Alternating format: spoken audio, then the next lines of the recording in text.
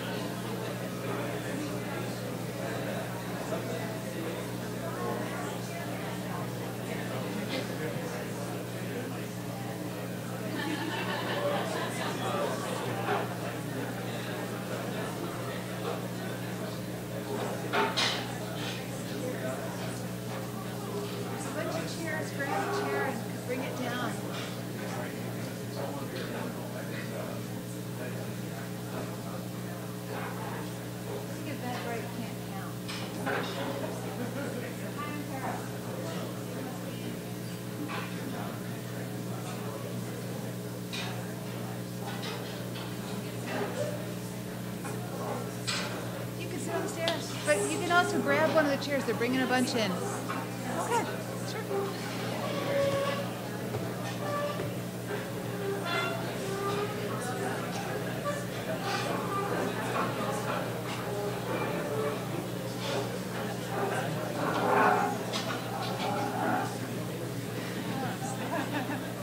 We should have had the Great Hall. Look at the 999 seats. You didn't know there were so many type nerds.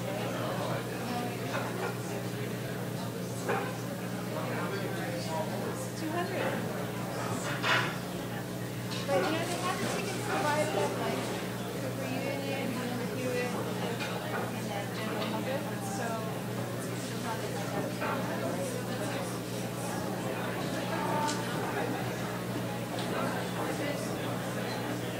Wow. Fire horses.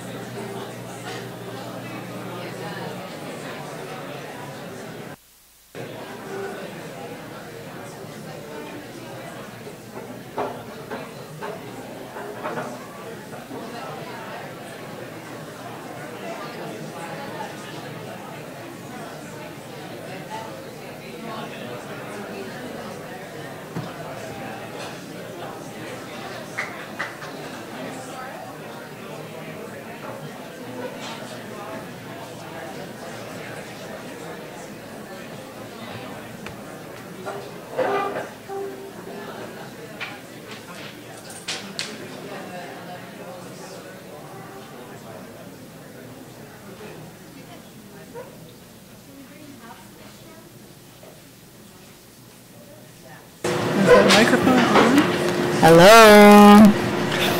Can you put the house lights down a little bit? Not really. Well, you can see okay. It doesn't matter. So I'd like to welcome. I should use the microphone, right? Yeah. Okay. Sorry. Hi. Can you guys hear? That's a good idea. Then there'll be feedback, right? That'll sound good. So everybody can hear me? Yes? Okay. So I'd like to welcome everybody. I knew New York had a lot of type nerds, but this is really, I knew that New York had a lot of type nerds, but this is pretty good. So I'd like to welcome our panelists and everyone on behalf of Cooper Union. Thanks for coming. I'm Cara DiEduardo. I'm one of the co-founders of Type at Cooper and also the program coordinator. So when you email Type at Cooper, that's me. That's who you get.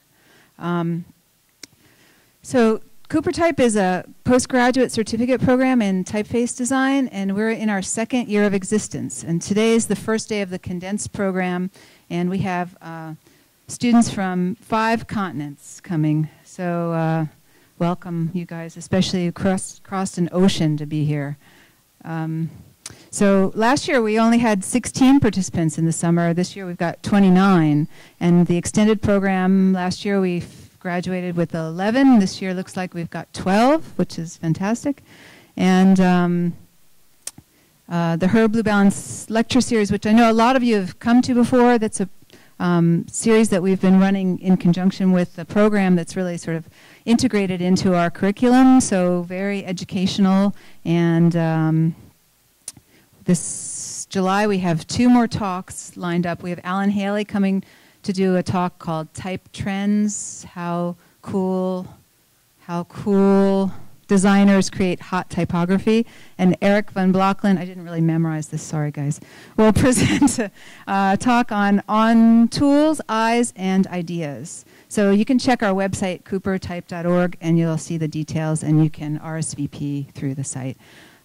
So since we've managed to attract so many type-obsessed people to the East Village for the last 2 years, it's appropriate that Ellen contacted me to propose that we collaborate to do this program here at Cooper. And Cooper-Hewitt Museum and Cooper Union have a long history. In the late 1890s, the museum was actually here at Cooper Union, and on the 4th floor across the street in the Foundation building, Peter Cooper's granddaughters were given space to open the museum, and they built a collection of design, collection of stuff. And and then the museum closed in 1963. Of course, in the usual Cooper Union fashion, it ran out of money and went into a panic, and we do this cyclically. We're doing it right now too. And so it was basically through lots of crazy things, it eventually went into the hands of the Smithsonian. And so in 1968, the Smithsonian took possession of the collections, and then it went up to the Carnegie Mansion. Andrew Carnegie also was a Cooper Union person, donor, philanthropist. And so they've been showcasing exhibitions about design ever since, and we're really excited about that. And also Ellen and I have a long history. We were students at Cooper Union together, and so we're excited to do this. And now I'm going to hand you over to Ellen.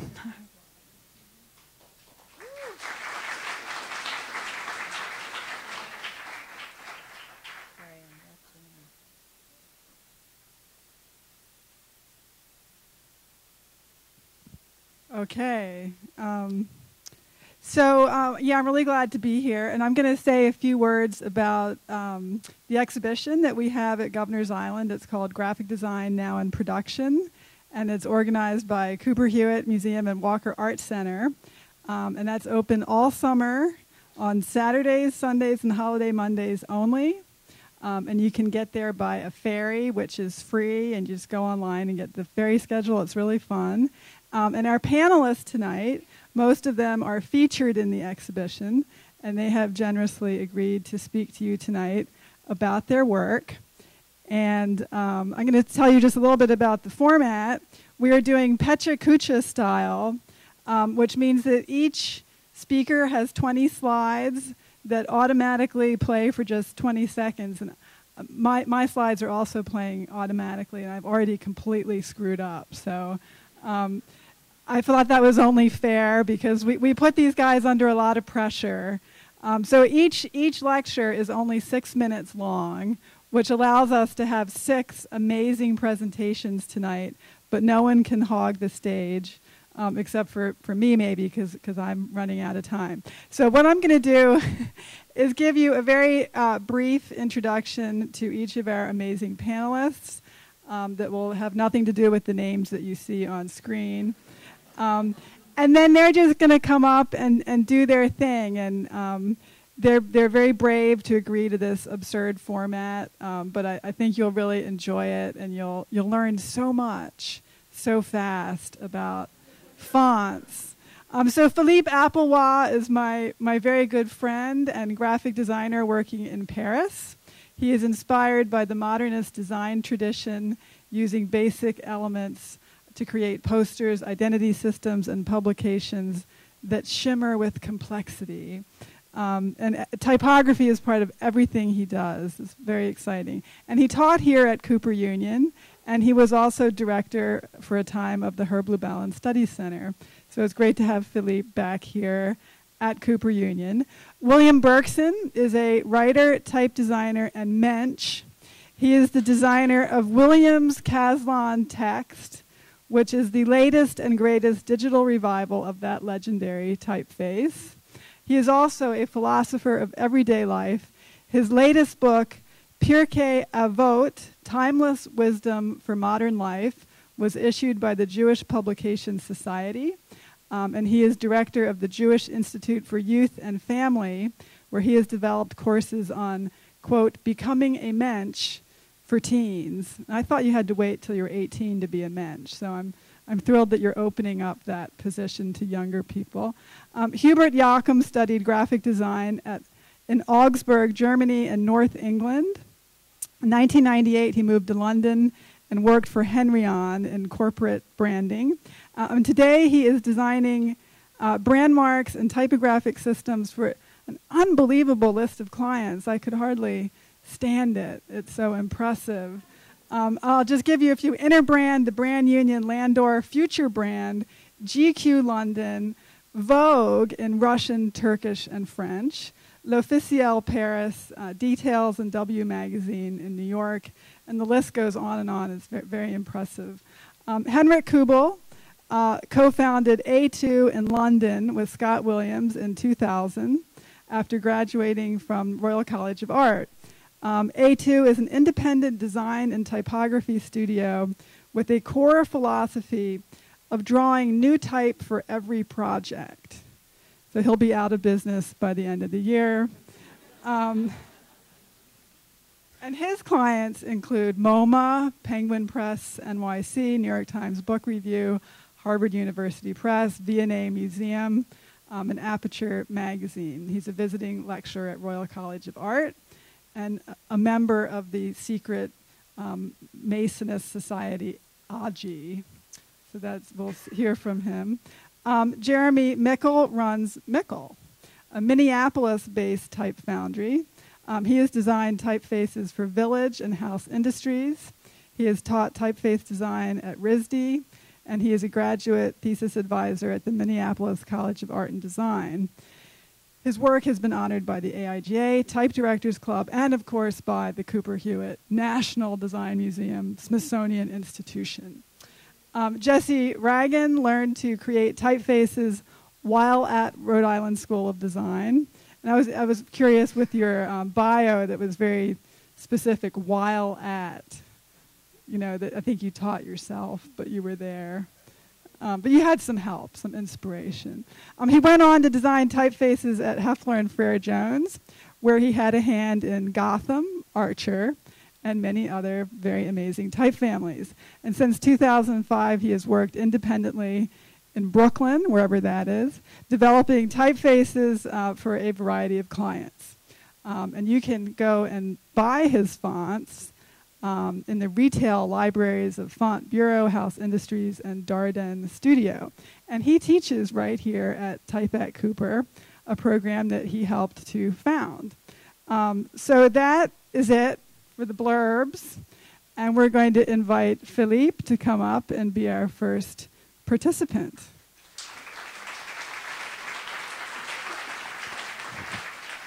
Would you like this one? I think this maybe.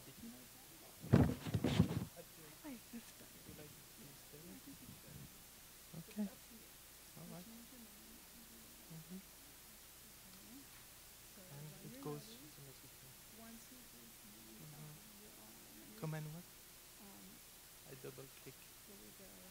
Okay. Come in. Yeah, I'm ready. Okay, good evening. 100 years ago, Malevich did this painting, very famous one, the Black Square, and I think this is probably the first time an artist took interest on pixel before technology exists. And this is one of my main inspiration for my work. And this is, you can see how I did the first approach to typography design, to design my own font, using a grid and black out some squares. And square after square, it gives the birth to type, like a sculpture. They are really a piece of sculpture for me. They have shape in terms of something very massive, very constructivist. They are not very round. You can see how I develop all the alphabet with the lowercase and capital and numbers. And you can see also they are stencil type. They are not, of course, made for body text, but mostly for title. These are two posters which were designed for a dance and music festival. Music is on the left and dance on the right side. And you can see how I play with typography and how typography are in movement for me. There's really a sense of moving, of creating a kind of frozen motion with type. As I explained it to you, a typeface has to be developed with all the glyphs that we use today. And this is what I'm trying to do for most of the fonts which have been developed in my studio in Paris. We care about all the little detail that type brings to designers.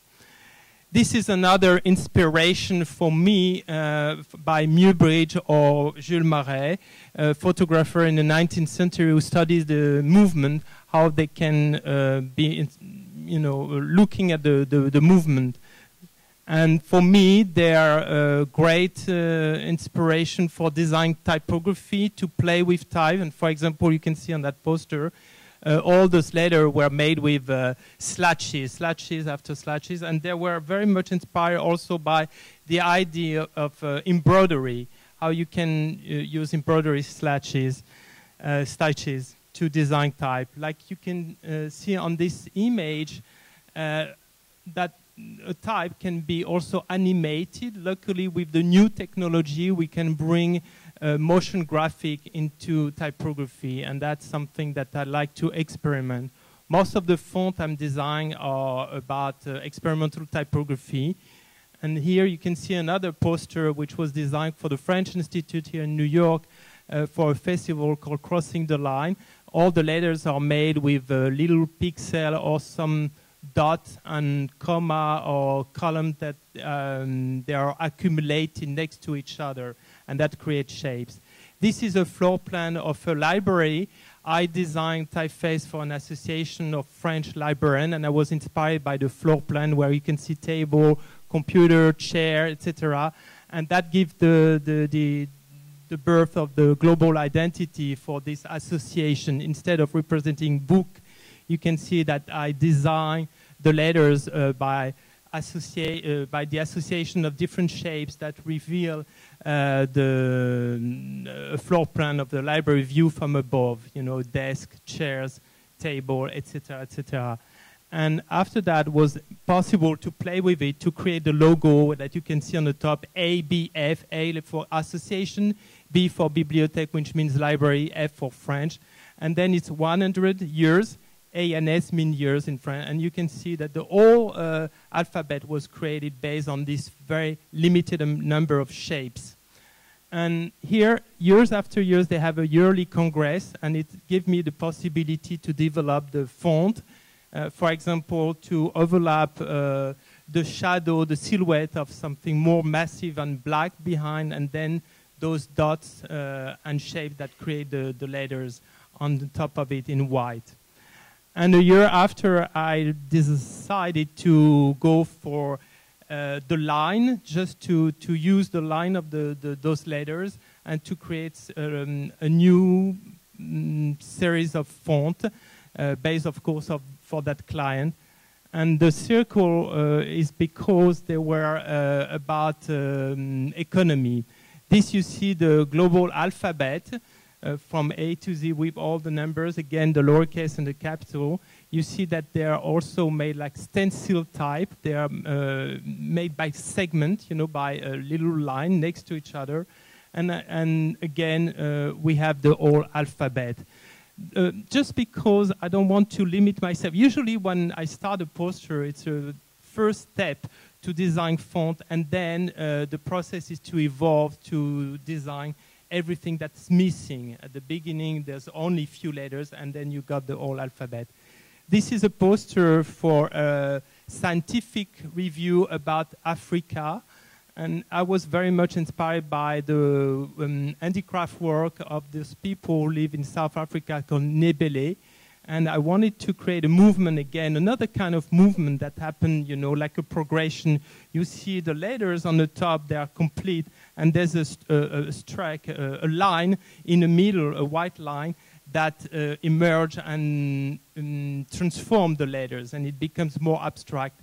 This sense of abstraction for me is also very important in typography, and you have to remember the first image of Malevich. This is the last image, as far as I remember, for Nobel. It's a poster where you can see that all the letters are made of dots with a progression.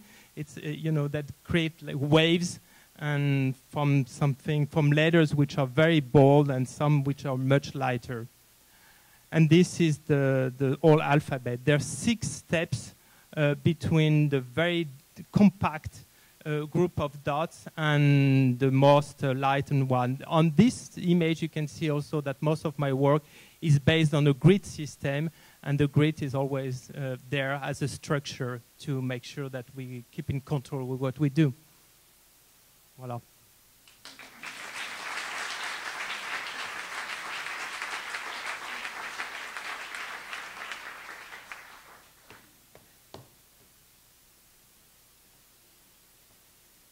Thank you.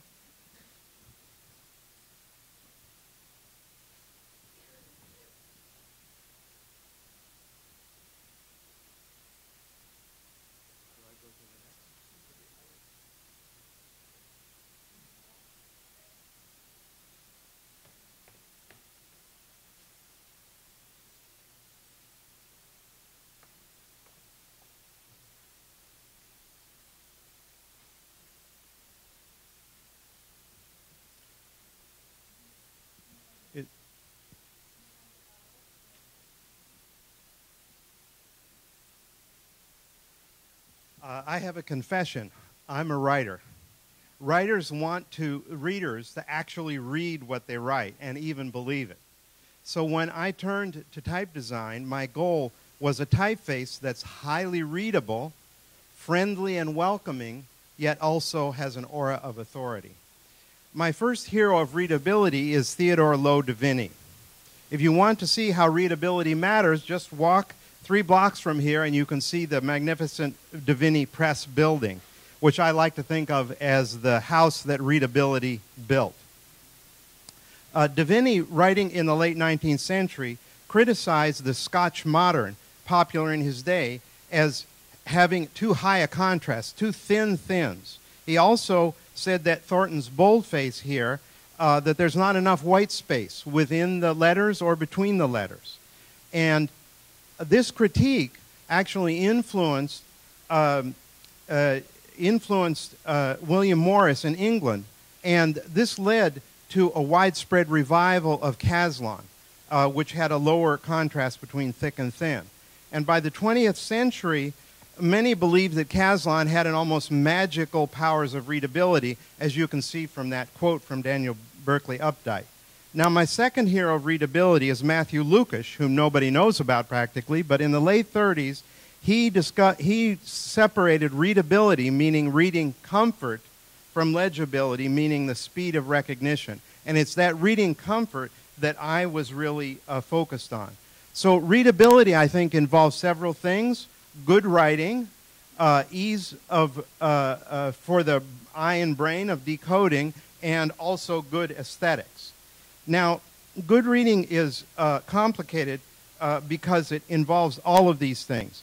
Now, two things that are key in good readability are having good rhythm and color. And here's examples of bad rhythm and bad color. And what happens when you mess up rhythm and color is that you get noise and your eye doesn't decode the letters simply. One of the, I pushed the thing. I accidentally hit the pad. Can I go back? No? Yes, I can. Okay. Here. So good rhythm. One of the things is width. Here I've done an E that's too narrow, and on the bottom an E that's too wide, and in the middle is supposed to be just right. When you disturb the rhythm of how the type relates to each other, then you have problems.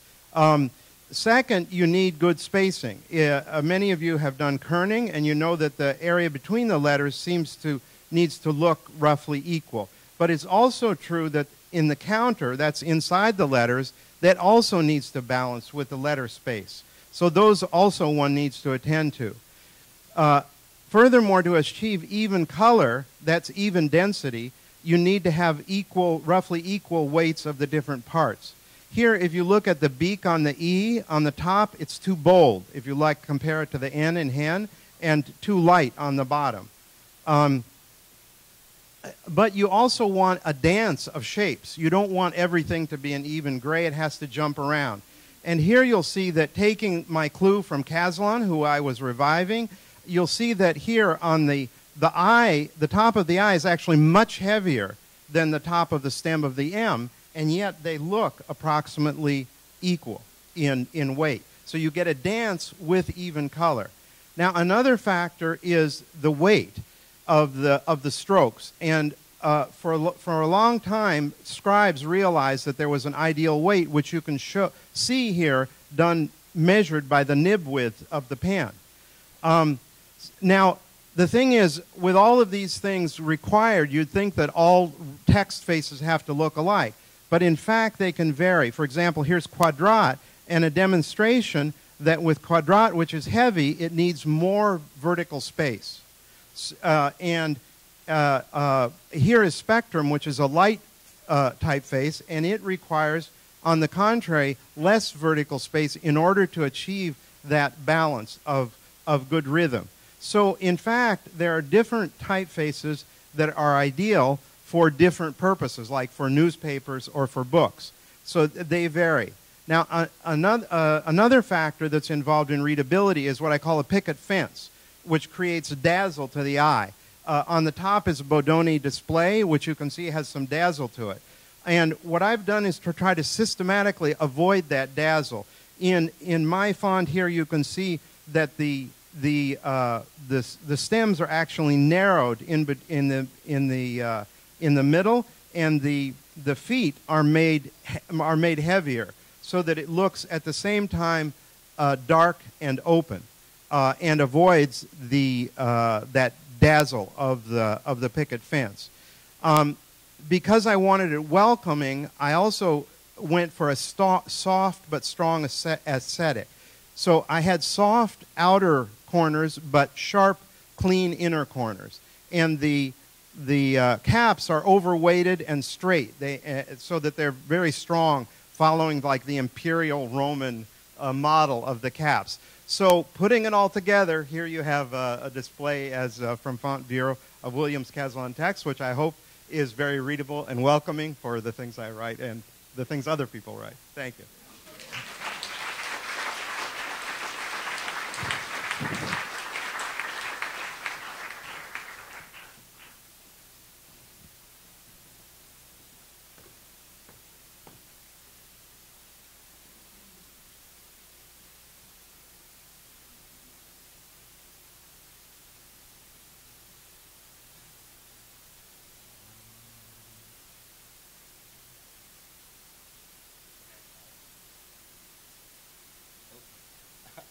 I will also talk about revivals. Revivals are a difficult thing. I did not make many revivals yet because on one side you should be true to the historic model, and on the other side it should not be a copy of it. I show you 3 of my typefaces you could call revivals. To deal with the name problems, 2 things are very important. First, always start to draw from scratch, and never ever work on the outline of another type designer. It actually is much faster because you don't waste time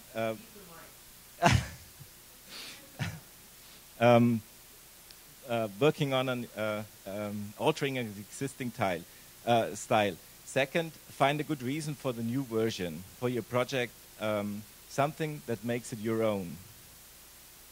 Long ago in the 80s, when I was in my apprenticeship to be a typesetter, the printing shop received the magazine Upper and Lowercase. I admired the letterings of Tony Despina ever since. Many years later, when I started with Mommy, Upper and Lowercase was the only model I referred to. I did not know anything about Spencerian handwriting. I just wanted to make the style work as a font.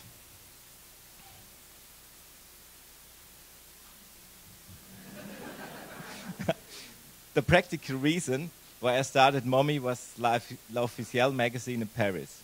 Boris Bencic, who is here today, was the art director, and he asked me to work on a high-contrast italic typeface. Mommy was first used in that magazine. Not much later, Edward Leda, who I hope is here today also, asked me to draw some words in the Despina style for WMAG. So I just typed them quickly in Mommy, and he couldn't believe it. Only then Eddie told me about Spencerian handwriting. For this headline, Eddie asked me to do some swirls.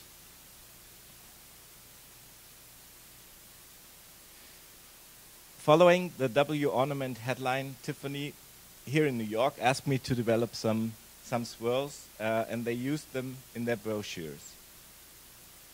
As a type designer, you live and think form. For me, the history of a typeface is only important if it tells you something about the form, the proportions, and the visual system it follows. I don't really care about the weird habits of Eric Gill or Baskerville. Giovanni Francesco Cresci was one of the famous handwriting teachers of the Renaissance. He crossed my path when I was doing my degree project about the history of italic Renaissance type. This is the Roman, very elegant and clear for a Renaissance example.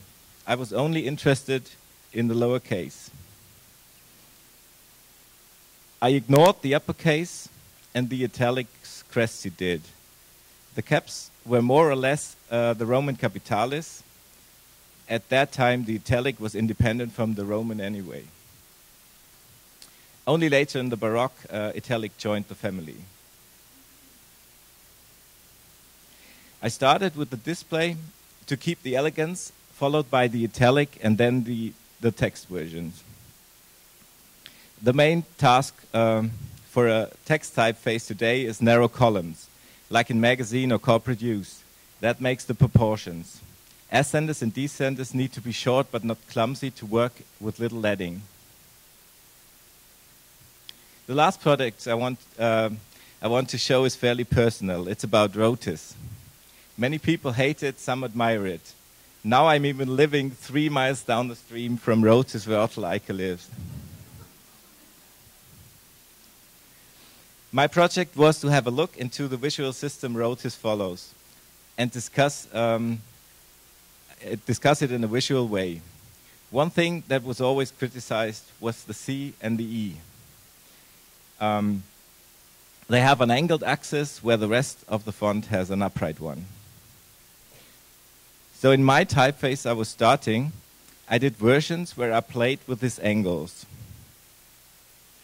An upright version, an angled or broad pen version, and a version with a mirrored angle that goes away from writing totally.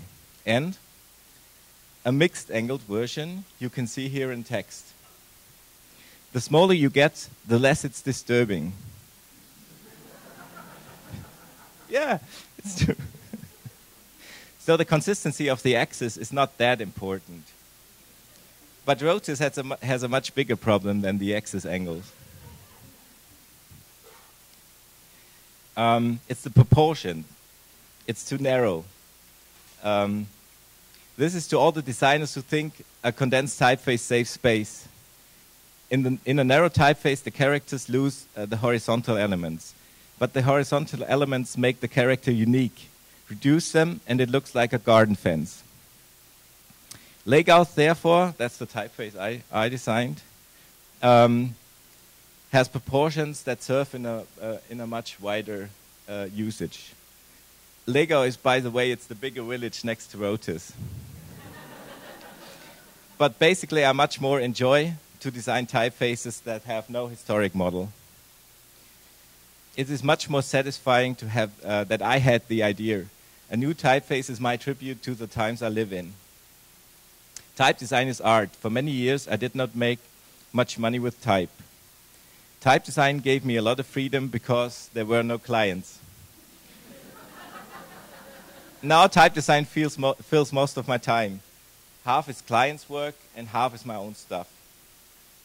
But for that part, I still want to keep my freedom to dig for something new. Thank you.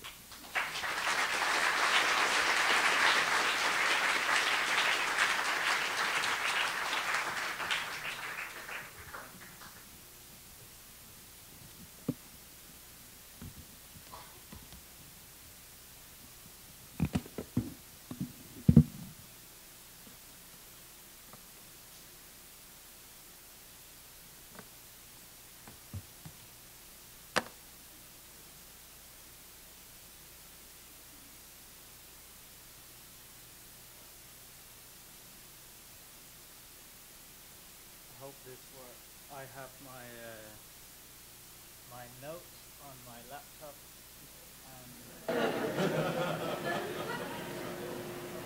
and the presentation on another computer.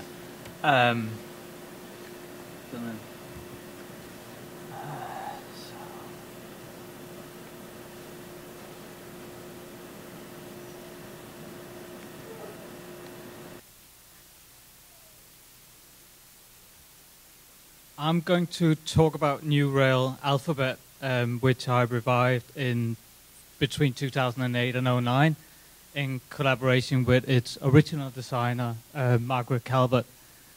The alphabet was designed in 1965 as a signing phase to be used on all British railway signs across the country. It was based at the time or inspired by Helvetica and Accidents Grotesque.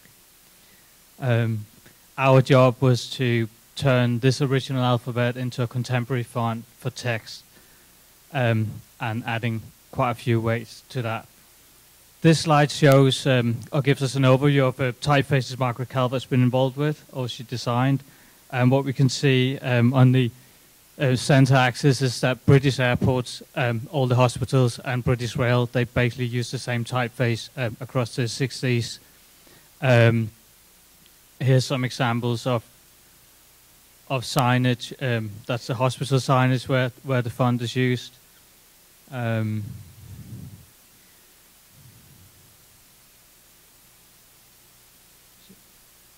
should be some more slides coming up. Yeah, here's how it's applied on the station signage for all British Rail signs.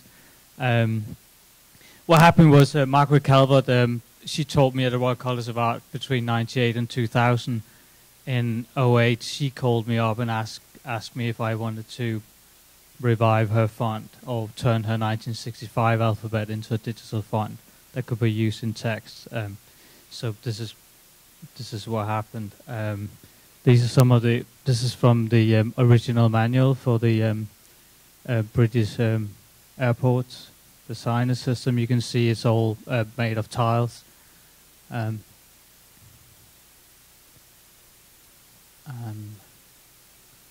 another slide. It was at adapted or adopted by many countries as well as a signing face.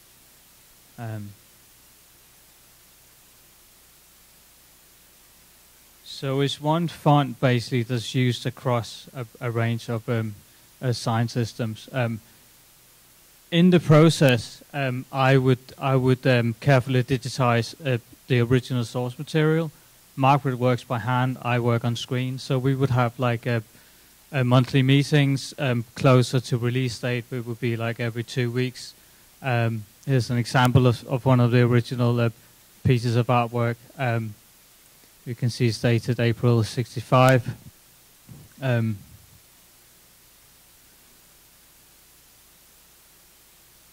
Show you on the next slide. I'll show you exactly what we've done. But back when it was designed, it was only for signs. There was no text face. So when text was used, Helvetica was specified.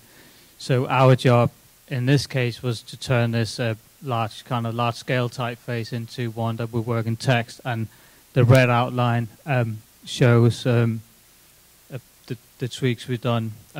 One thing during the design process was, quite early on, was to map out the weight range we wanted. And Margaret sketched with her pencil. She made a grade, and she also came up with the name, saying she wanted to go from off-white to black, and that's basically what we've done with the weights. Because it has references to accidents and Helvetica, it was important for us throughout the whole process to compare and align and see where we were in that environment, and we see it still holds its own next to the two others. What's different from this, or what distinguishes it from the known from other known fonts, is that it's got a slightly larger X height. It's more uniform. It's squarer. The capital letters are less bold, so they match better with the lowercase.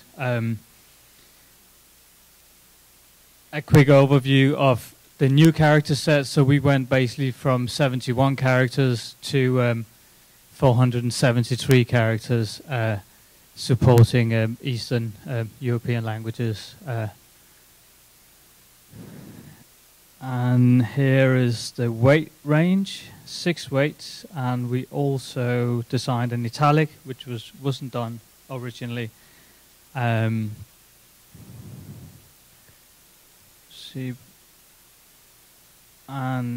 so basically this is our first commercial typeface. We launched it in 2009, and it was kind of the font that showed us how to, or that there was actually a market for the digital type we do. I'm going to show you our latest project now, which is another collaboration with Margaret, and we're basically going back and reviving her transport alphabet from late 50s.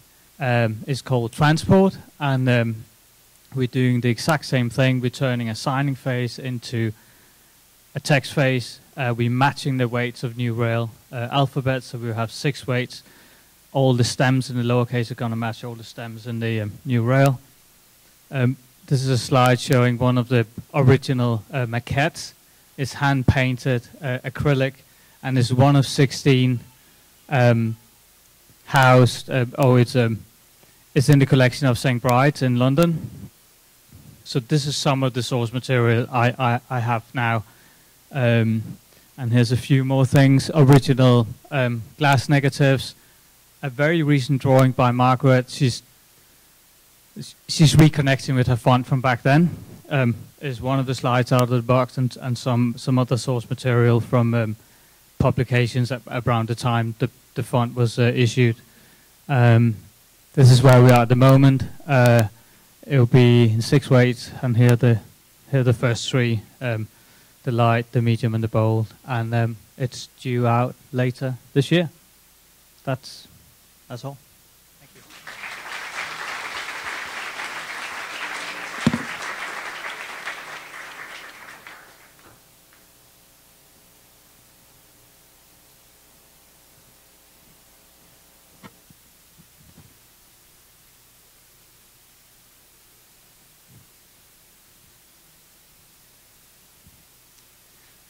All right. Last year I was contacted by Font Chapin at Fahrenheit 212 about doing a custom font for a project they were doing.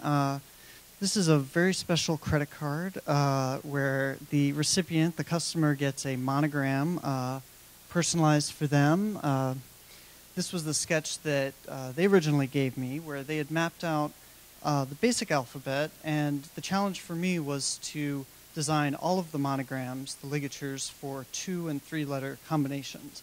So these were their tests at the bottom for what those might look like. One interesting detail is the capital I, which is 3 lines. The history of the monogram, it goes back to ancient Greece. The upper right, that's the phi rho mark. Then Albrecht Dürer's signature, you know, a range of monograms. Eat the mic. Sorry. Unfortunately, today this is what most monograms look like. It's the kind of thing you get on, you know, the corner of your shirt. Or then there's like the Louis Vuitton print. I actually really like the Kate Spade one in the middle there. That's a K and an S. Then there's like the Michael Kors thing. There are existing typefaces for monograms, but they're really they're not unlike any other typeface, where you're just setting the text, you know, that the letters are next to each other is really incidental. They're not drawn to optimize as a singular mark. So what we did was to create marks individual to each one. We looked at avant-garde, especially the 45-degree angles were really helpful in locking things together.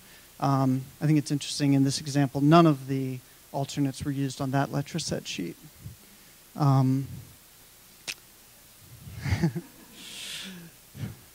So one of the first things that was important was to figure out what the system was, the consistency of the spaces between the verticals, then what are the spaces between the diagonals, how do those things lock up together, and then using contextual alternates to optimize the shape of how these things combined, especially doing a round that had no overshoot so that it locked up perfectly with a straight character like the E. These are all of the different alternates that I did, and some of the contextual alternate code for, you know, as I kerned it using metrics machine, you know, figured out, oh, the E needs to always lock up with the Q in this way.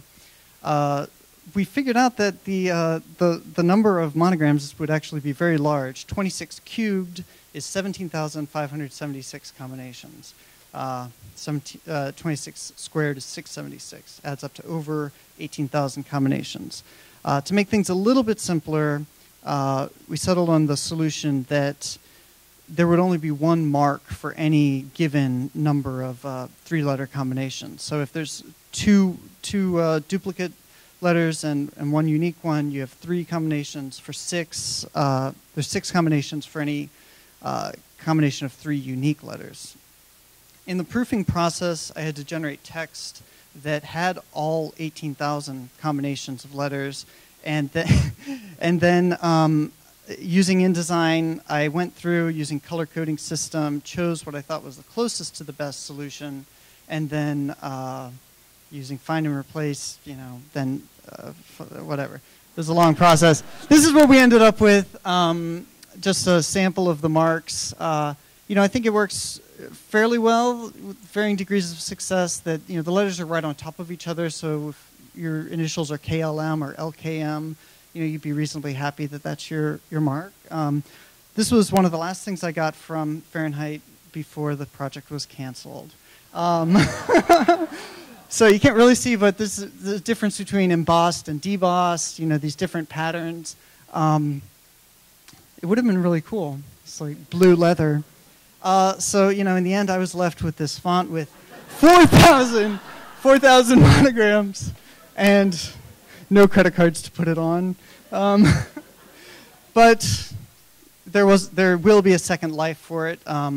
Actually, Jesse Ragan, up next, recommended to me that I show it to House Industries for use with the photo lettering system. So one of the first things that I had to do was to fill out the character set, doing some accented characters, numbers, basic punctuation. But House had the great idea to really focus on the triplicate letters, you know, that existed. If your initials were AAA, you would have letters like this. So I did that for all of the characters. It was necessary to redraw some things like the asterisk. I took a couple of the pieces out. The at and the copyright, there's only one A. All of the accents, the accent itself only happens once. And then wouldn't it be really cool if each of those, of the three, were separated? They could be different colors with the photo lettering system.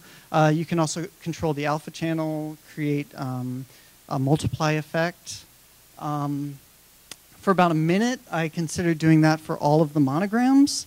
But as you'll see in the next slide, I did lots of little cheats to optimize the drawing. On the right-hand side, that doesn't look so good when you actually layer all of those together. So, over 66 hours, if I even spent a minute on each one, was not a good use of time. I don't know if anyone will use the monograms.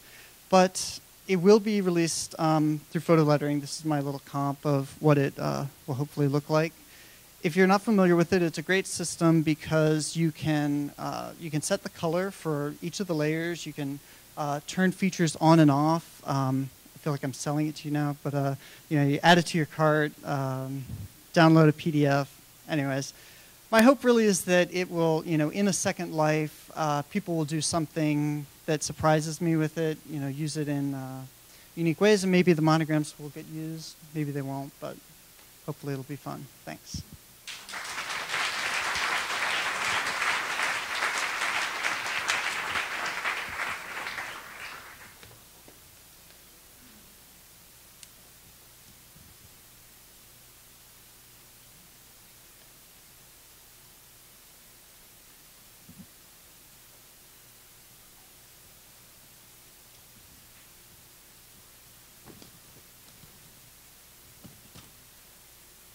Okay. So when we were planning this talk, Ellen asked us for a question that we were answering and what our wicked problem would be. And I came up with this. Can a century of eclectic lettering that's already carved in stone, literally, reach new harmony through custom type? This is the question that was posed to me when Joe Marianek of Michael Beirut's team at Pentagram approached me for a project for the New York Public Library, the main branch, which is now known as the Schwartzman Building, shown here. This is when it was under construction in 1911. Astor Hall is the main entranceway that you come through when you enter the building.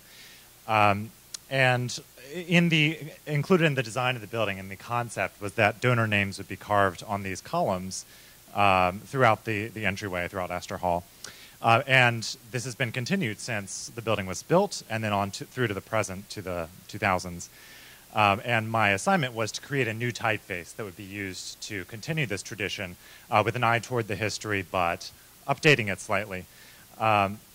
So I guess the wicked problem really was to preserve the character and the history of this building, but to create something that unified this sort of diverse, eclectic collection of lettering that was in there, because over the course of a century, things had changed dramatically over time, and one line would be different from the line before it. So one of the first things that I did was to go into the building and actually take rubbings of the walls in this sort of frantic dash before the library opened one morning. And I wanted to sort of document the landscape that my work was going to be resting within. And I did get a little technical with this too, because it was important to know the weights of the existing letters, the sizes of the existing letters, and that changed over the course of the years as well. Yeah, okay. So from there, just trying to figure out where my typefaces would lie within this system. And there was a sort of a natural dividing point in the different kinds of names that were carved in the building. There are these benefactors and library guardians, the two categories. Benefactors go back to the beginning of the building. Library guardians is a newer category, I think, for the bigger spenders. I'm not exactly sure. And so looking at the oldest carvings for the benefactors, they have this sort of beautiful style and kind of quirky and sometimes a little awkward style, but interesting, with more of a nod to typographic tradition of the time, of the 19-teens, I think, more than looking at inscriptional letter forms. Those have kind of been replaced by these wonky templates that were used in the 2000s, which you can see here. These are actually vinyl templates which were applied to the walls and then stone carved by hand with a hammer and chisel through those templates. For the Guardian names, those were the same templates but at a slightly larger size. As you saw in the benefactor names, those got very small. The small caps are about an inch tall, so the stem weights get very light. And it's a low contrast surface where you have this gray wall with a gold letter form carved into it. So from there, and then these newer carvings, the Library Guardians, have this more sort of inscriptional quality. They speak more to maybe something relating to the 19th century or 20th century idea of Trajan's column. But then those benefactor titles on the left are a little more typographic, as I said. They speak to a different kind of tradition.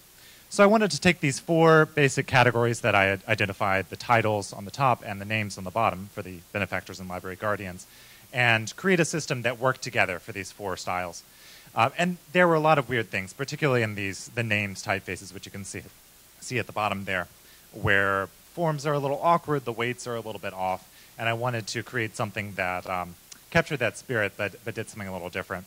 So on the left, you can see the benefactors' names typeface at the bottom, where I've actually gone back to that first slide you saw of the names carved around 1910, which have a more interesting style to me and more robust. The stem weights are a lot heavier. The X height gets a little bit larger, or I guess the small cap height in this case. And then for the, and those relate in the benefactors' names to that display title, which said benefactors at the top. And then for the Guardians' names, I sort of dispensed with what had been used for that and referred more to the words Library Guardians that have been carved in the display setting. So taking all this and working it into a more cohesive system, here you can see the benefactors' titling in red and the benefactors' names in black, how those work together. They're related and similar in aesthetic, but a little bit different. Again, really trying to return to what had come before, trying to really speak to the history of the building, but doing something that didn't stand out from what had been carved before.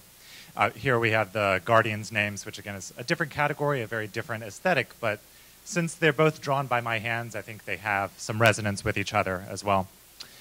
This is a little bit lighter. The small cap height is a little bit smaller and lighter because this is used for larger sizes. So all these were intended for very specific settings and specific sizes in the building. Here you can see those two in comparison with each other, how those relate. From there, move on to my next slide. There are ultimately those four styles of the display and then the names faces. Here you can see a little bit of the character set as well. I included alternates for every style, but particularly with the names faces, I wanted to give the opportunity for the designer to play around a little bit with different forms, because in this eclectic style of the historical carvings, one line would have a serif on the top of the A and the next line would not. So this gives the designer the opportunity to play around with those. Some of the forms by default, like you can see the two J's there, are different forms. Those present a sort of automatic irregularity to the carvings as they're made. So now these have been carved into stone in the building, and they'll hopefully will be continued to be carved over the years in this same style. So it's gone from analog to digital and then back to analog again. It's a different kind of application than a digital typeface usually gets, to be carved by hand with a chisel. My hope is that if this is successful, it preserves the character of the building and it speaks to that history. And it'll be an asset that the library can use moving forward, that for carvings or for other uses, that really is intrinsic to the nature of Astor Hall and the New York Public Library. Thanks.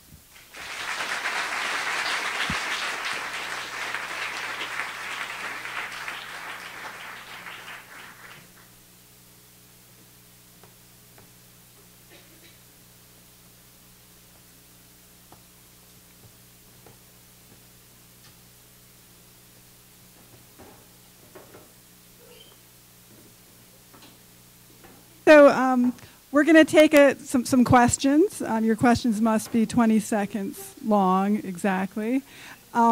We are webcasting the event, so we request that you use the microphone to ask your question. It's set up right here, and that way the whole world will know what you asked, which is the idea. Yeah, projector off. And so the boys are going to share the two microphones.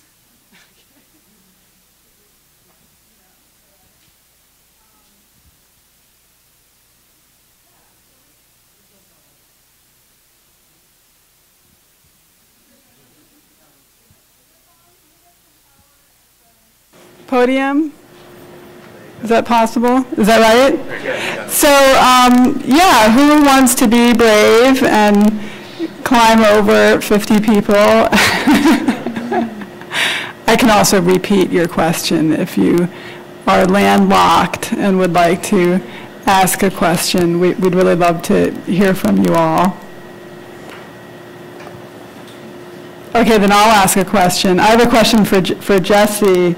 Is that font also used for print material, or is it only going to be carved? And is that wrong? It's intended just for the walls right now. I hope that they will take advantage of that because it does really, it seems sort of intrinsic to the fiber of that institution. So hopefully in the future. But do you feel like that's like a violation of the idea? I mean, font guys are really weird, right? Like, For it to be I mean, this used stuff in a way is so subtle that you guys are talking about. And so when I think of, well, if you made it to carve. Well, I think, I mean, anytime you design a typeface, unless you're the one using it, you're sending out in the world and you just have to be at peace with what someone else is going to do with it. So, you know, you're creating a tool, and, you know, someone else who creates a different kind of tool, people are going to take that home and use it however they will. So I think that's something that we have to come to terms with as a designer, as a typeface designer. I've never heard such a relaxed type designer. Yeah, so I see a question here. Yeah, go ahead. We'll help you out. Yeah.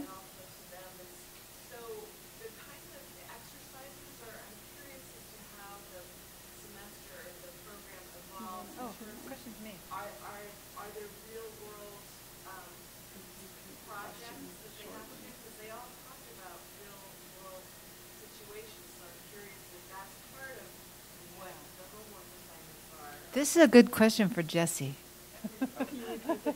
The question is whether there are real-world projects given in the Type at Cooper program. Just to clarify, in case I misunderstood, we're not the students of the program. But No, yeah, Jesse being the instructor Henrik of the... is one of the students for the extended program, and I'm one of the teachers. I mean, Henrik is in the condensed program as a student. I'm one of the teachers for the extended program, the year-long version. But I would say not exactly. We're not really focused on real-world assignments so much. In my class, it's more about having the students create something that they create something that's a historical revival, and then they create something which is an original typeface from scratch.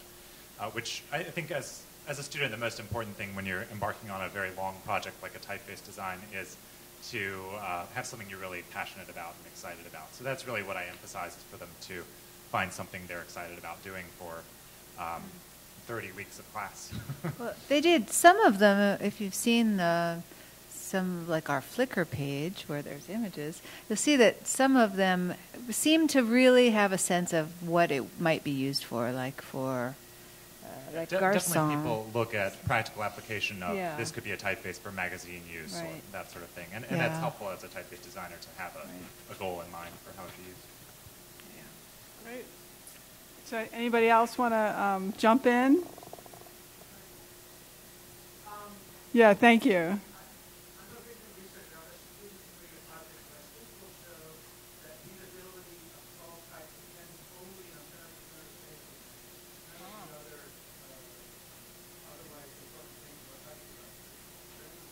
Okay, so I think there's a question for William, and I'm going to just rephrase it, that we have a theory here, always good to hear a new theory, that readability really is only about center-to-center spacing, forget the rest. Is that right? Yeah. Yeah. Yeah. Okay. Readability, like everything else in type, is highly debatable. It's a myth, a total myth. Matthew Lukacs, whose picture I showed, in the late 30s, showed that less readable type caused the blink rate to increase. And he was able to show that for example, boldness, the medium weights were more readable than bolder or lighter weights, which is contrary to what your hypothesis is. Now, his work, unfortunately, was forgotten. I've written about it, and I'm writing about it. A longer article will come out in typography papers in England. but I do not think your hypothesis is correct, but I cannot prove it, and it's all open to debate. I went with what my eyes told me when I designed my font, you know, but I would look forward to scientific work being done. I think a lot of work could be done, and I think Lucas's is the way to go. All right, good. That's a great question. Does that mean that would that mean that like the lowercase I and the lowercase w would be the same distance apart as like two e's? Is that what center to center means? Whoa. Okay. Good. Very strange universe. Yeah. Okay, so who else has a theory? This is the only place in town where people will be interested. Okay. Yes, over here.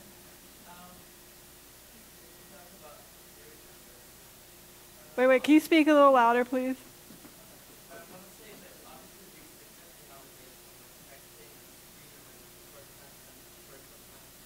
Right.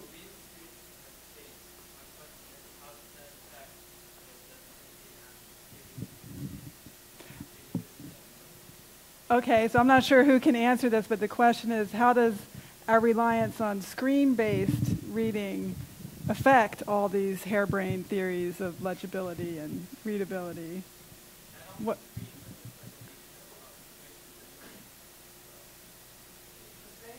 Yeah.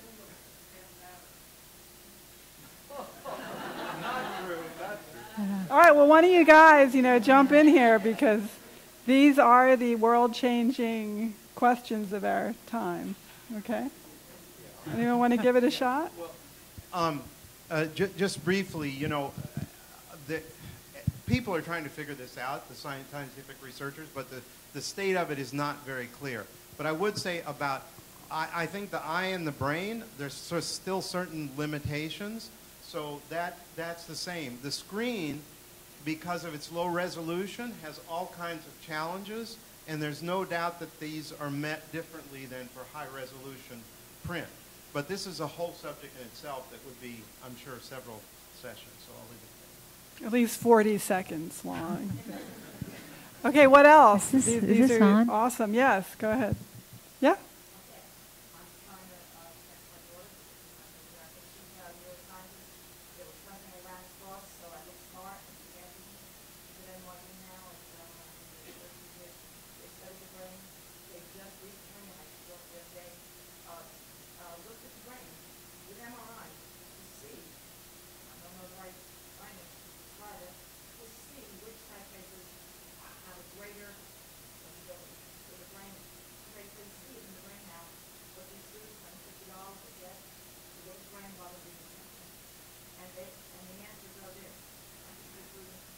Okay, so here we've heard it. Inside your brain is fonts. They're there. Yeah. So we'll get them over here next. So that is a private school, so it's not taxpayer dollars, right? Okay, no, that's really exciting. So inside your brain, the fonts are there. Isn't it really noisy? Isn't it really noisy in an MRI, though? I still don't believe that there are answers, because when I look back when I learned and backwards, flipped. Yeah, mirrored in this gray, no contrast thing you have, and at the end you could read it as fast as normal text. I know, so but no matter how bad the fonts are, you can still read them. No. It's just it's all about learning, and it's about getting used to something. And I think the brain is very open to learn about things. Yeah, that's. Well, it's also complicated because is it the most legible font because it's what we've seen the most? It's not that it's intrinsically that the forms are easier to read. It's also that we've seen Helvetica our whole lives. Yeah. Okay. Anybody have a problem with Helvetica? I see someone in the back. Yes. That's okay.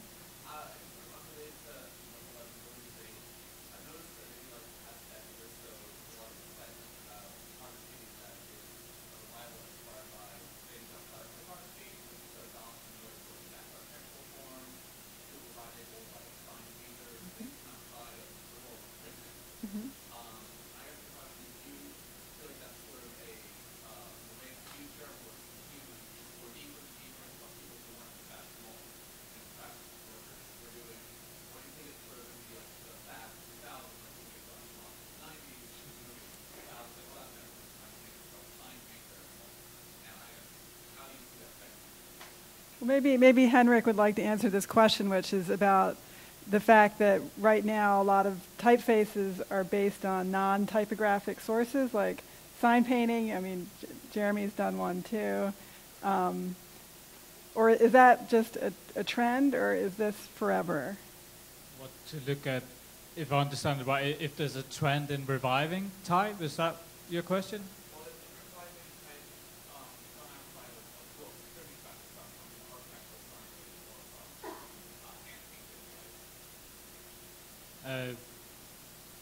I don't know. I mean, the work I do in collaboration with many people. And what I showed was with Margaret Calvert. She came from an analog era, and she now lives in a digital era. So there's a need for her to update or take her fonts into a digital kind of a system, so it's got life beyond what it was created for. So, I mean, personally, I'm inspired by everything, and that's building signs, engravings, books, you name it. I'll do it. It doesn't really. I don't.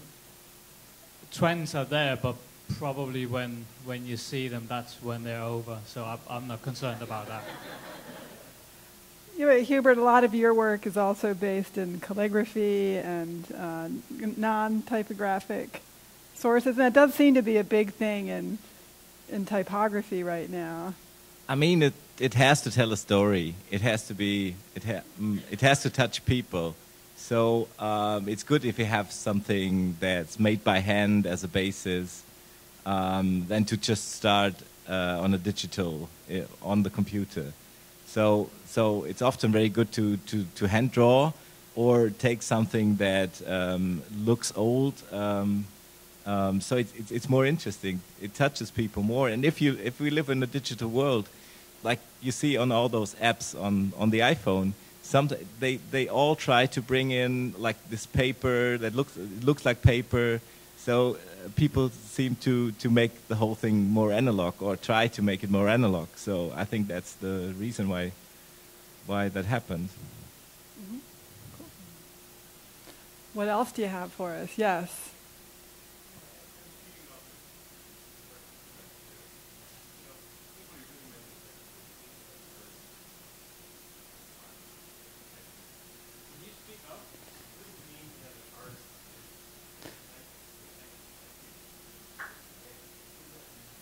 Okay, so the question is, what does it mean to have an artist's vision in a mechanical typeface? How about you? I'm looking at Philippe, because Philippe is such an artist. Well, first of all, I would like to tell that I was touched to see one of this letter set, paper, and it looks like so from the old time. Today, because of the new technology, we're more able, to play with the shape tab. It was like a liberation for most of the graphic designer to have access to typography in a more freer way.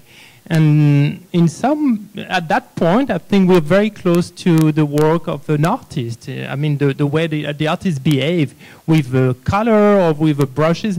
Computer became a very sophisticated pencil, and you can do so much with it. So, in my opinion, that's the way I work. I'm not like a traditional typographer. I'm more like a graphic designer. Use typography and play with new shapes to go for experimental type. That's what I like, and I think there's a huge range of possibilities that brings technology and computer, that you can have a vision of how the type will evolve in some way that we cannot even imagine today. It can go very far, and that's where I'm interested to be. It's also, as you say, to bring emotion to it, to go beyond just the technical and the mechanical aspect of typography. You can go much further, much beyond that. That's my opinion. Yeah, but I would say that, like in William's work and in Henrik's work, you're trying to create typefaces that don't have emotion, right? That are that kind of resist all that. No. No? Oh dear. I don't think there's really such a thing as a neutral typeface. So I think it always has an aesthetic. But I think there's a huge range in type between type that's very expressive and stylized, you know, such as Mommy, you know, or the work you showed. It's very expressive, very on the artistic end. And I think there's others like mine and the work you've been doing, which is much more craft focused. In other words, really getting it to be functional for a certain purpose. So I think it spans the range, but what I'd like to say is that even in the most craft-oriented things, there is an aesthetic that comes through, and the artistic judgment is in how the whole thing fits together. It's not in one letter. It's in the look of the whole, which is 1,000 little decisions, which I'm, you know, sure you'll confirm, yes. Anyway, so it's both. There's both in. That's what's actually fascinating about type, is that it's both art and craft. I think everything is emotional. Even the constructed craft thing, it's all about emotion. So. Yeah? Does anyone want to argue against emotion? Yes, someone that... No, go ahead. Tell us what...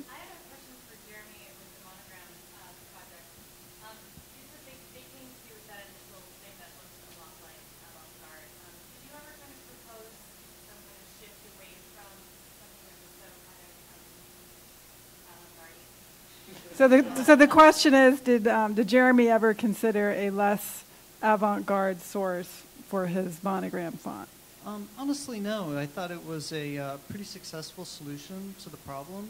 It especially worked well with the patterns that they had created. You know, this very simple geometry.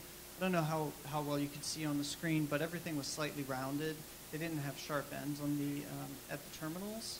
I really thought it was the right solution. You know, for creating a system for monograms based on the simple geometry, having those 45-degree angles, the perfect circle. Anything else would be a lot more complicated for getting the letters to combine. So I really didn't question it in that way.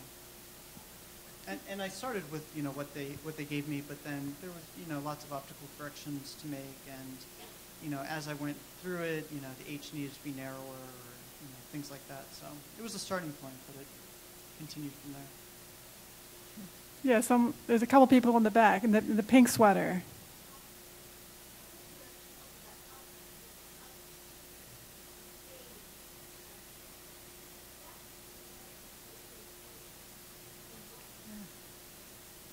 That's a great question. So the question is about updating typefaces.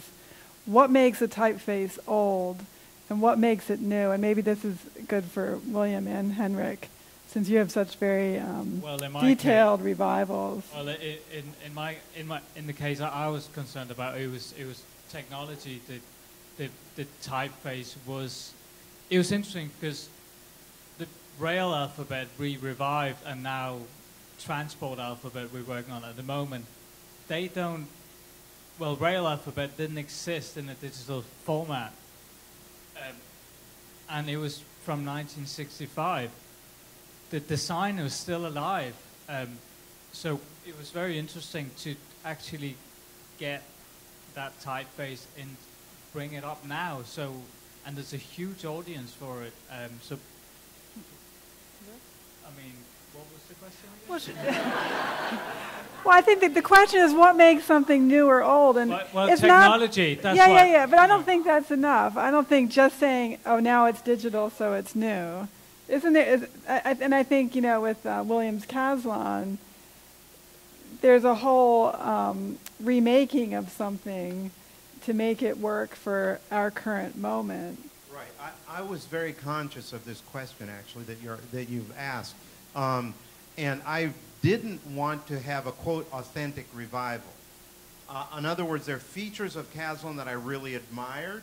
Particularly, I thought it had some kind of magic readability, which is an old idea that I partly bought. And what I was looking for is that, but I wanted it to look classic rather than antique.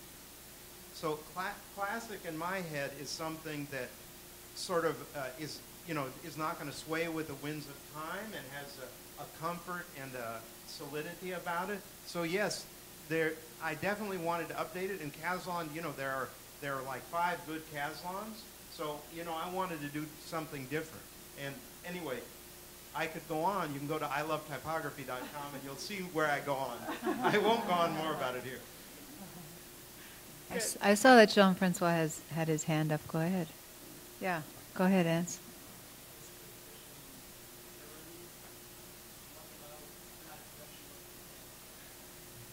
What about what?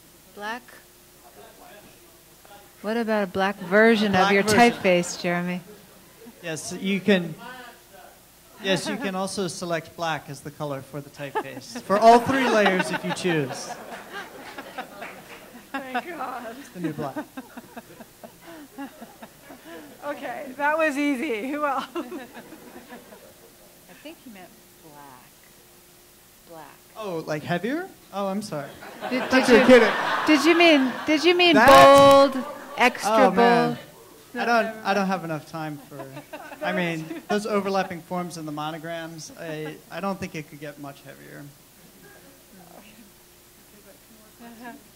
Anyone else have a question? Yeah.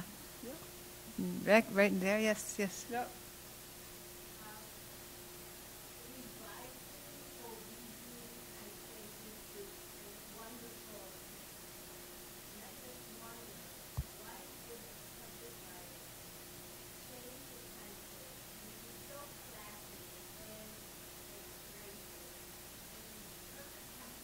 Oof.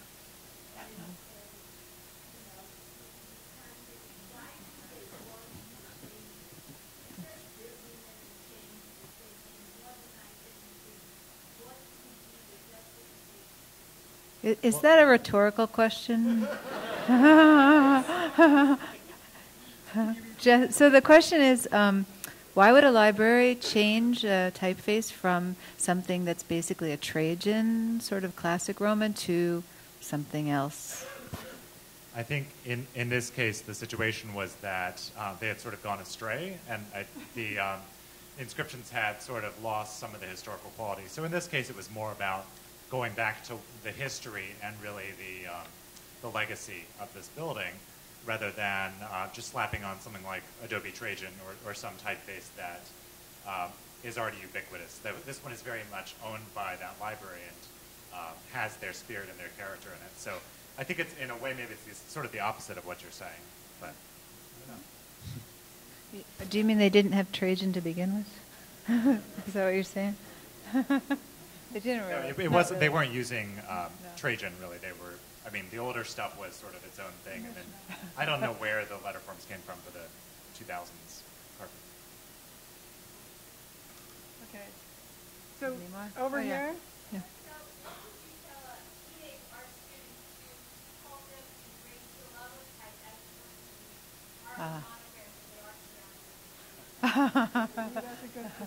So, what would you tell a teenage art student who wants to embrace type? How do you get them away from the garbage? Is that what you're asking? Yeah.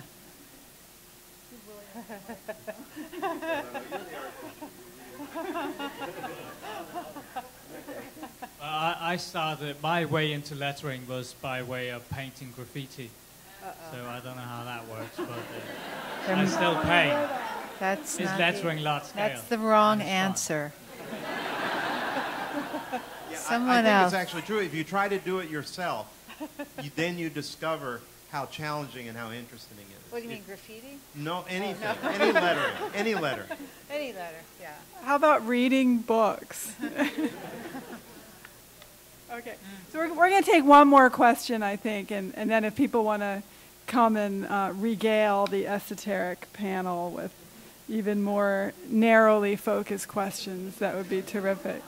So who wants to be the final? I see someone way in the back.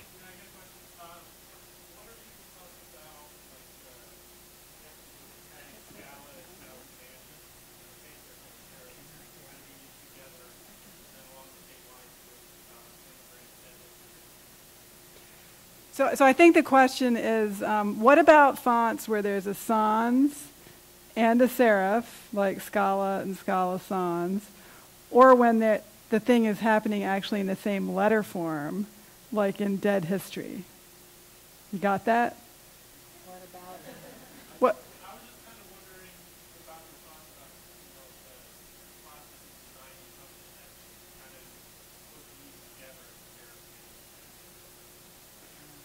Well, like there's a slab version of one of your Henrik.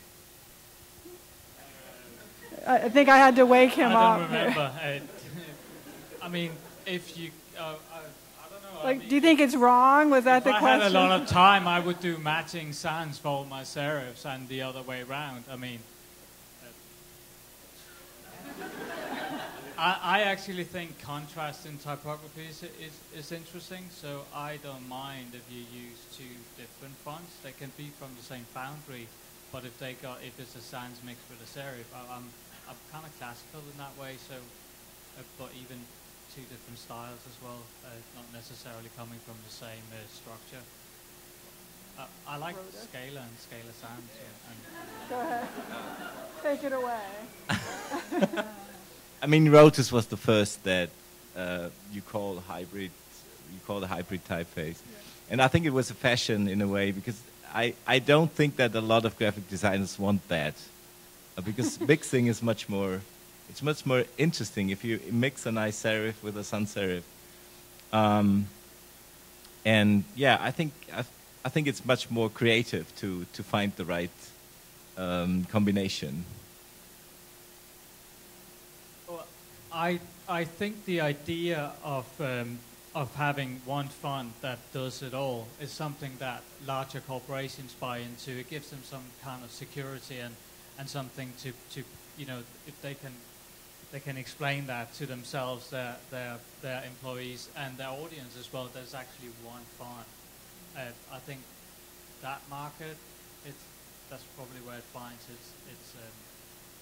its key audience, but like Jocham, Yeah. like. I think it's actually a problem when you have something like Helvetica. You couldn't make a classic serif out of it. So Easy. Easy. Did anybody try? How about Caslon Sans?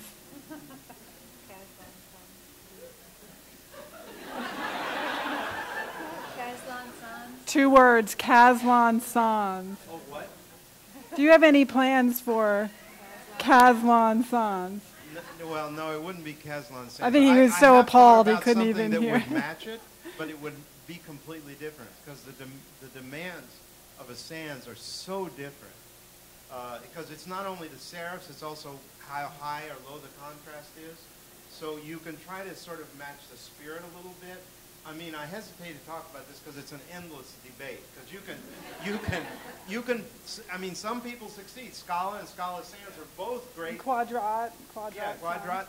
Those are great typefaces. A lot of people, as you said, don't like to use them together. So it's really up to the creativity of the graphic designer what they like to do. And I don't think in that case, on readability, I think there are answers.